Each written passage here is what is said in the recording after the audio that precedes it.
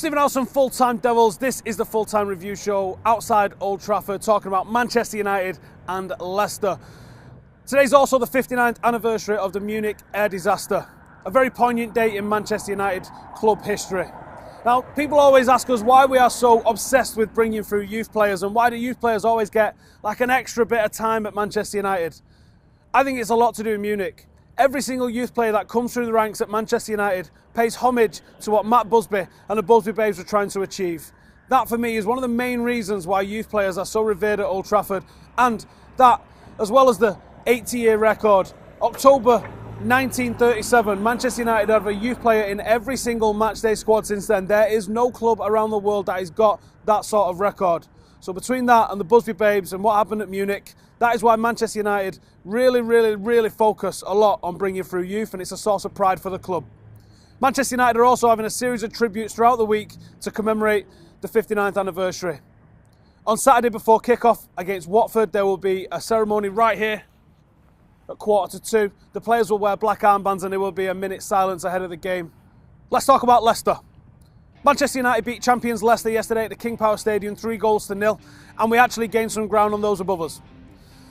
For the first time in what seems like ages, everyone dropped points and we didn't join them. We actually managed to pick up some points of our own. We are now 1 point behind Liverpool, 2 points behind Arsenal, with Arsenal having to go to Hull, who are in great form as we know, and Liverpool have got to play Spurs. People are going to drop points and we are going to get into the top 4 in the next 2 to 3 games, providing we don't mess it up ourselves. We've just got to stay strong, keep picking up the 3 points, and we'll be in there without a doubt. Mkhitaryan absolutely tore it up yesterday, and Jose Mourinho experimented with a 4-4-2 formation, which I thought was great to see. Really impressed with how Jose's evolving the team and evolving his tactics, and he's so fluid in his tactics and what he deploys against each of the teams that we come up against.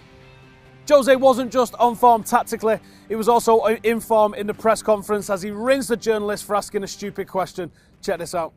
We've been here before as well. You've had your hair cut, your team becomes more ruthless.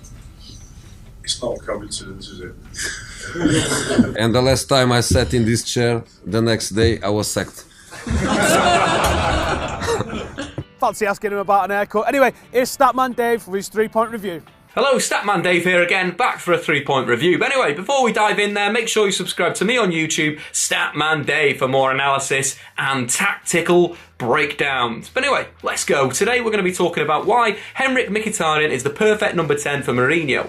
On to number 1, Mkhitaryan is far more productive as a number 10 than as a winger in these Mourinho systems. Anyway, let's break down Mkhitaryan's performance against Leicester City in 2 separate blocks. First up, when he was playing on the left-hand side of a 4-4-2 in the first 20 minutes, and then the second part when he was a number 10 in the 4-2-3-1, just playing off Zlatan Ibrahimovic.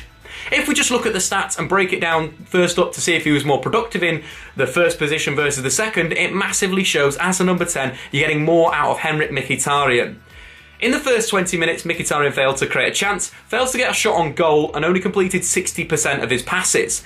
Versus playing as a number 10, 3 shots on goal, created 3 chances, scored a goal and got a wonderful assist for Juan Mata.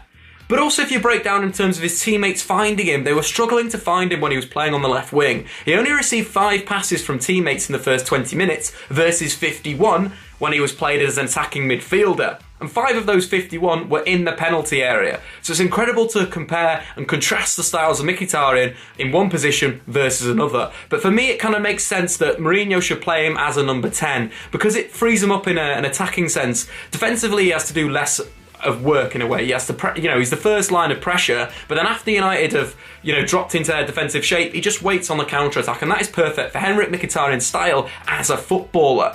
He's just so much more creative when he's allowed to drift, and that works on quite nicely to number 2. Henrik Mkhitaryan is better in a creative sense when he's played as an attacking midfielder. Not just his drifting into the wide areas, we saw him create that wonderful chance from the inside left channel for Marcus Rashford, where he played a lovely through ball that got Rashford through, and potentially Rashford should have scored that chance.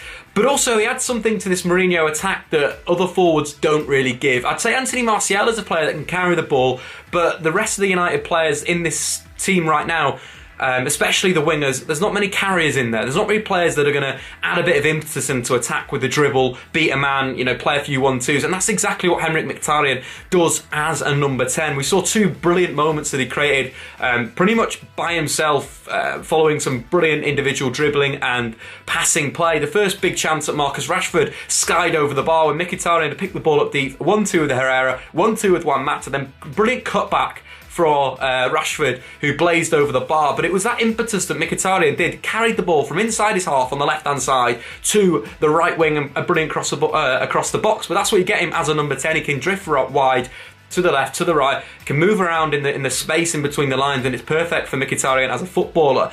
And of course, we've got to talk about the wonderful goal that he created for Juan Mata. Again, picking up the ball centrally, following an Ander Herrera turnover, playing a 1-2 with Zlatan, and then working the ball out to Juan Mata, receiving that back, and then that through ball was fantastic. And that's what you're going to get with Mkhitaryan as a number 10. It gives him a lot more passing options, especially from those wide forwards that Mourinho likes to come inside. Mkhitaryan's going to be able to pick that pass, and that is why he's perfect in a creative sense at this number 10. I feel this would get the best out of two players for Manchester United. That is Juan Mata, because his runs are becoming really undetected. He's really good at ghosting in behind defences, but sometimes his teammates don't find him. Having Mkhitaryan at that number 10 will give that passing option to Juan Mata, and I also feel it'll be better for Anthony Martial as well, who is very, very good 1v1. Arguably should have started against Leicester City and potentially would have had the composure to put the two chances that Mkhitaryan created for Marcus Rashford into the back of the net, and that is why Anthony Martial will be great with Henrik Mkhitaryan and Juan Mata as a three behind Zlatan Ibrahimovic. On to number 3. Structurally, Mkhitaryan gives Mourinho a lot in a defensive sense, but also in terms of him picking up the ball in that number 10 area. We saw for the goal that he scored against Leicester City that he was alive, he was ready for that ball to be knocked down, and that's something that some of the players this season haven't been too awake for, those little knockdowns, the flick-ons, the space, and sort of creating moments for yourself, and that is something that Henrik Mkhitaryan could do as a number 10, but also in a defensive sense. He made 5 tackles in the game. The one that really stood out for me was on Wes Morgan. United had just gone 3 goals up, and Mkhitaryan was still working hard, still looking to win the ball back in that final third and create things for United. But also in terms of Zlatan Ibrahimovic, playing number 10 kind of helps Zlatan. In the latter stages of his career, less mobile than he used to be, so playing players close to him gets the best out of him. If we look at the stats this season, Zlatan has created 3 or more chances in 4 games. This season, one being Leicester City and 2 others being when United were playing with a 4-2-3-1, having an attacking midfielder close to Zlatan, and the other one was when Jess Lingard was playing very close to him against Sunderland, and I feel like that gives Zlatan a little bit more when there's players close to him, players around him, and if it's Mkhitaryan, wonderful, more goals in that sense, but it also allows United to be more explosive on the counter-attack. Another thing that potentially has killed counter-attacks this season has been Zlatan, because he's a little bit slow sometimes with the ball, and when he's received the ball, played it back, he's not that guy that's getting into the box. So if you're playing Mkhitaryan in that sense, he can run ahead of Zlatan and sort of combine with the likes of Anthony Martial and Juan Mata, who are so wonderful on the break. But anyway, that is pretty much why Henrik Mkhitaryan pretty much should start for Manchester United at number 10 instead of being on the left-hand side or right-hand side for Mourinho.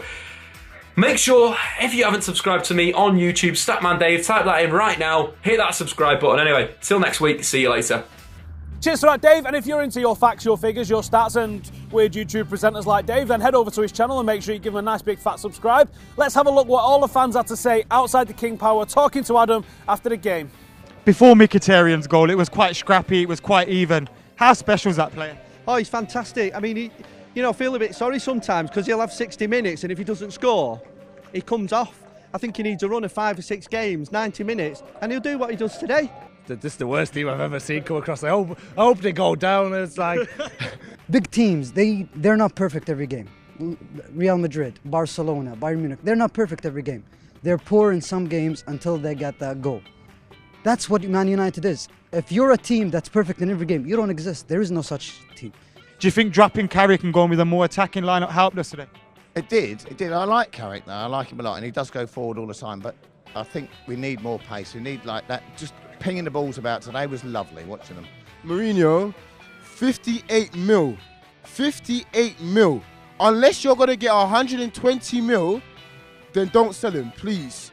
Please. Because I'm scared right now. I'm seeing the same thing with Pepe, Ica, Ronaldo, Diego Costa from last season, Hazard, Fabregas, and I'm seeing the same thing with Martial again. Please. Please. As always, some big talking points in the fan cams. Do you think there's a problem with Martial? Let us know in the comments below. Let's see what some other United YouTubers have got to say in United on YouTube. Manchester United have a vital 3 points. It looks like the top 4 is definitely doable. Pretty comfortable result and performance in the end. First half was pretty scrappy. Comfortable 3-0 victory this weekend. Really pleased.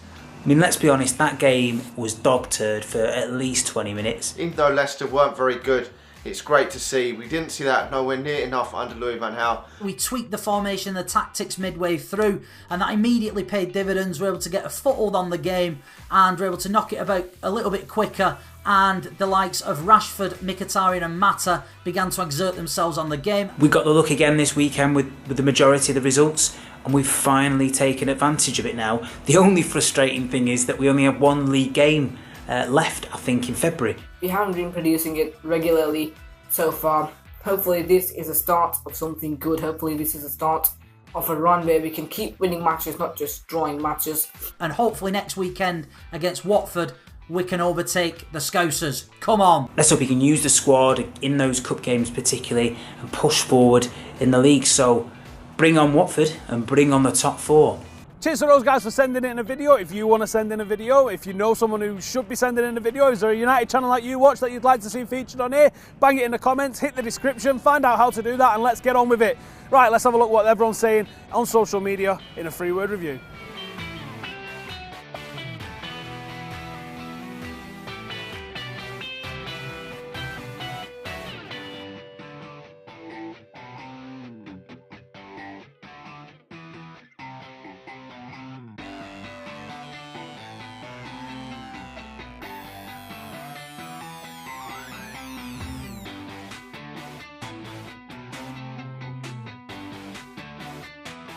Thank you everybody who's joined in and got involved with this video today, and thank you for you guys for watching at home. Make sure to give it a big fat like, get anything that you want in the comments, especially, are we looking good for the top 4? Who's going to crumble? Who's your money on? My money's on Liverpool and Arsenal, to be honest. I think they're coming out and we're coming in that top 4. Get it all in the comments. Make sure to like, subscribe, comment, and I'm out of here. See you in a bit.